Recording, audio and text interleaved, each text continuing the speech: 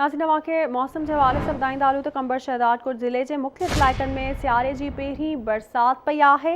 वगण ऐं लालू राइन के भरपासे वारनि इलाइक़नि में बरसात खां पोइ थधि में वाध थी वई आहे। तव्हांखे अपडेट कंदा हलूं त कंबर शहदादकोट ज़िले के मुख़्तलिफ़ इलाइक़नि में सियारे की पहिरीं बरसात पई आहे। वगण ऐं लालू राइन के भरपासे वारनि इलाइक़नि में बरसात खां पोइ थधि में भी वाध थी वई आहे। तव्हांखे ॿुधाईंदा हलूं ब्रेकिंग न्यूज़ है तो कंबर शहदादकोट ज़िले के मुख़्तलिफ़ इलाइक़नि में सियारे की पहिरीं बरसात पई आहे। बरसात खां पोइ थधि में वाध थी वई आहे। तव्हांखे अपडेट कंदा हलूं एक दफ़ो ॿीहर तव्हांखे ॿुधाईंदा हलूं त कंबर शहदादकोट ज़िले के मुख़्तलिफ़ इलाइक़नि में सियारे की पहिरीं बरसात पई आहे।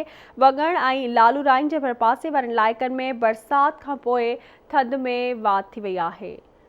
तव्हांखे अपडेट कंदा हलूं तव्हांखे ॿुधाईंदा हलूं त कंबर शहदादकोट ज़िले के मुख़्तलिफ़ इलाइक़नि में सियारे की पहिरीं बरसात पई आहे।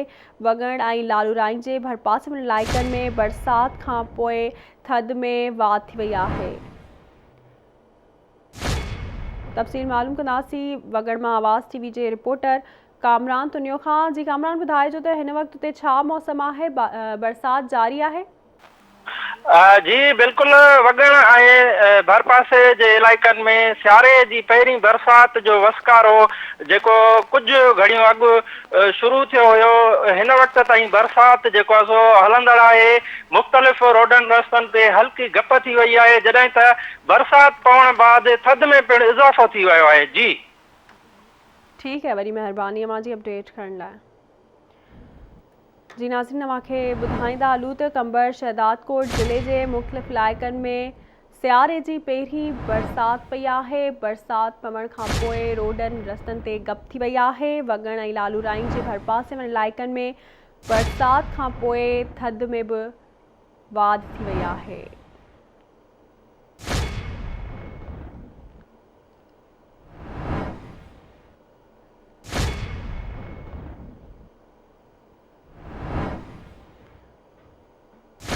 ने हवाले से वधीक ॻाल्हि ॿोल कंदासीं लालू राइन मां आवाज़ टीवी के रिपोर्टर तुफ़ैल मुगैरी सां।